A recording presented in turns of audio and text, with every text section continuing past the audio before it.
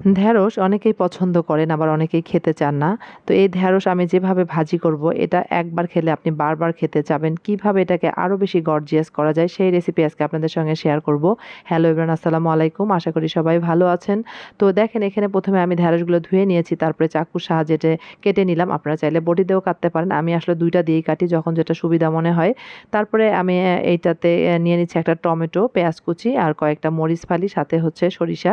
তো দিয়ে এটা সুন্দর করে ব্লেন্ড করে নিলাম। নিয়ে একটা ফ্রাই প্যানে তেল দিয়ে দিলাম। দিয়ে সয়াবিন তেল, চাইলে আপনারা সরিষার তেলও দিতে পারেন। তো এটা সুন্দর করে ভেজে নিতে হবে, মানে অর্ধেক ভাজবো আমরা, যাতে অর্ধেক সিদ্ধ হওয়া যেটা বলে সেটা হওয়ার পরে তারপরে এটা আমরা নামিয়ে ফেলবো। তারপরে এটার মধ্যে আবার আমি তেল দিয়ে দিলাম আর তেজপাতা দিয়ে দিলাম। চাইলে আপনারা পাঁচফোড়নও দিতে পারেন। পাঁচফোড়ন আমার খুবই পছন্দের খাবার। তো এটা আমি সব ভাজি-ভুজিতে দেই। অনেকে আছে পাঁচফোড়নের মানে গন্ধটাই পছন্দ করেন না। তো যাই হোক, এরপরে আমি এখানে সামান্য লবণ, জিরার গুঁড়া, ধনিয়ার গুঁড়া, মরিচের গুঁড়া, হলুদ গুঁড়া দিয়ে তারপরে এটা সুন্দর করে নেড়ে-চেড়ে এটা আমি কষানোর জন্য ঢেকে দিয়ে রাখবো। ঢেঁড়স ভাজি যারা কখনো খাননি, আমার মনে হয় এই ভাজিটা যদি আপনাকে দেওয়া হয় আপনি 100% খাবেন, এবং এটা শুধু ভাত আর পোলাও দিয়ে না, এটা রুটি, পরোটা সবকিছু দিয়ে অসাধারণ লাগে। তো দেখেন মসলাটা কিন্তু কষানো হয়ে গিয়েছে। এরপরে যে ভাজা ঢেঁড়সটা এর মধ্যে আমি দিয়ে দিলাম। দিয়ে আমরা কিন্তু ঝোল দেব না। এটা মানে ঢেকে রেখে দেবো, মানে যাতে এটা ভাপে সিদ্ধ, মানে বাকি যে অর্ধেকটা আছে কাঁচা, এইটা যাতে ভাপে এটা সিদ্ধ হয়ে যায়, মানে এটা ভাপে রান্না করা যেটা বলে। তো দেখেন তেল কিন্তু বের হয়ে আসছে, আলহামদুলিল্লাহ এটা কিন্তু হয়ে গিয়েছে। তো এখন আমি এটা নামিয়ে ফেলবো।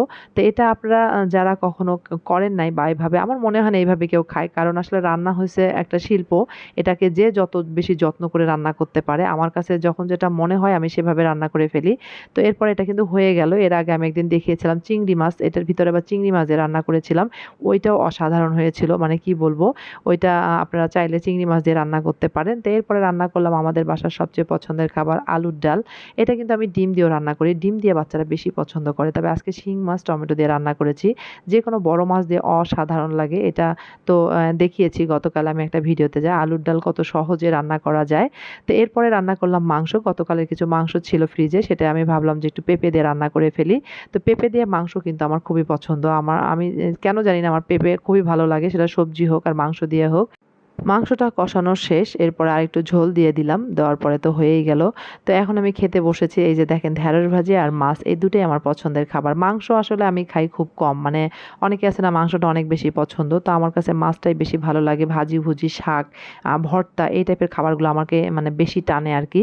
তো মাংস যে পছন্দ করি না তা না, পছন্দ করি কিন্তু পরিমাণ মানে খুব কম আরকি। এইটা হলো ব্যাপার একটা। তো পরে মাংস দেখতেই পাচ্ছেন একটা হাড় নিয়েছি আমি, কিছুই নেই। আরেকটা মাংস নিয়েছি ১ টুকরা, এটা দিয়ে একটু খেয়ে দেখব।